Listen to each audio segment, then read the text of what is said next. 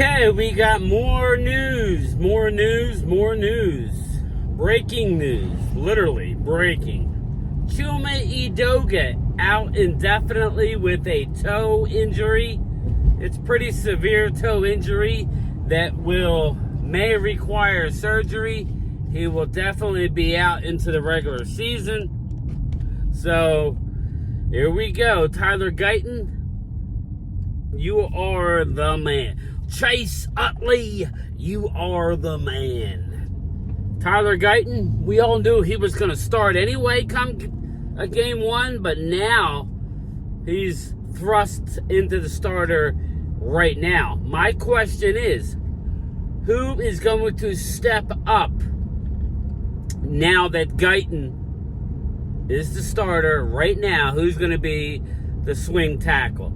Look out for the swing tackle battle between Asim Richards, Matt Waletzko.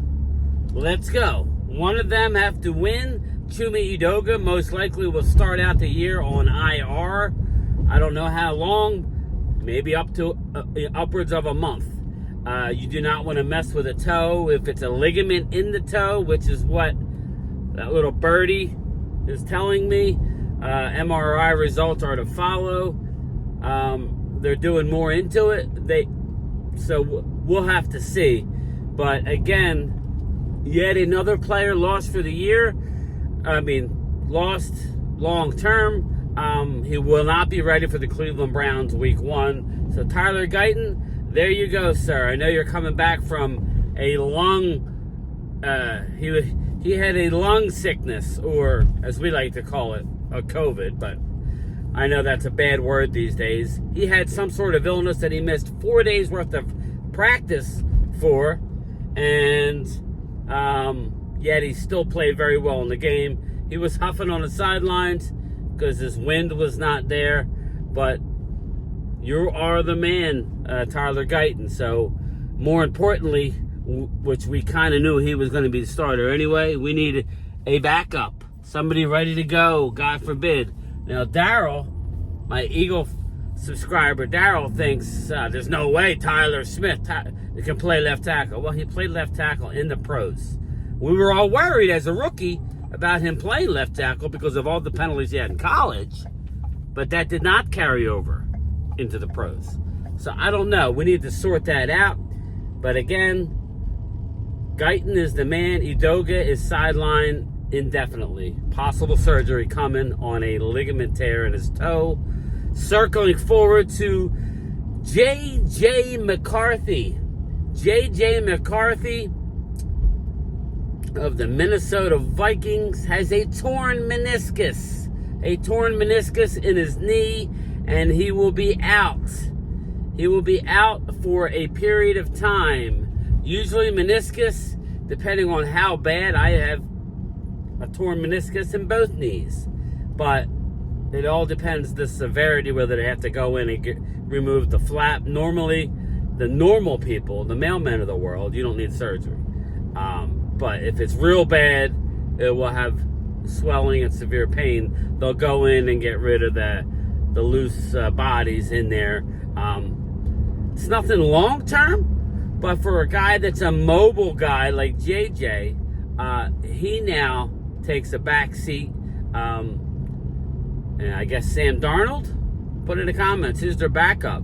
He'll be back. He's not gone for the year, but a torn meniscus where you needed these reps in preseason is definitely going to slow him up. I expect J.J. McCarthy to be back, but probably not for game 1.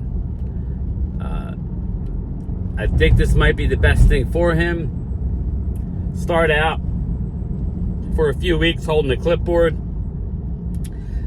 or with the headset. Watch the game a little bit. Get the speed of the game, because preseason's one thing, and it is preseason football in the NFL is a big adjustment for these college players.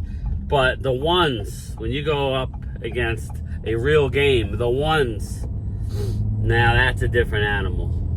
So it might be a blessing in disguise. It's not an ACL, PCL, MCL. It's just a torn meniscus.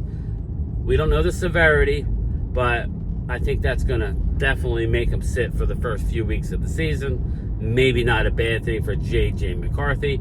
I'm heading home now, everybody, to get the stream is up and ready. 3 o'clock lunchtime chat, where we'll have Mark Holmes in the house talking about his trip to Oxnard, then to L.A., to Pink's, and back. We will ask him everything.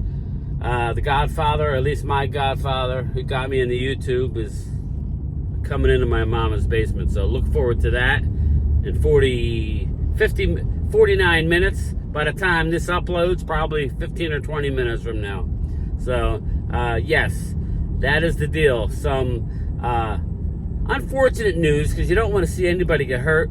Chuma Edoga, I've given a lot of grief. He's actually played pretty darn well. So, Chuma, get well soon, my guy. We will see you soon, and you will be the backup at multiple. I mean, listen, he's a hell of a backup guard to have, even though our guard depth is ridiculously deep. Yeah, that's the thing. Our interior offensive lineman, TJ Bass, Cooper Beebe, just very, very deep. They're just backups. So, sucks to lose a left tackle because we need all hands on deck at this point.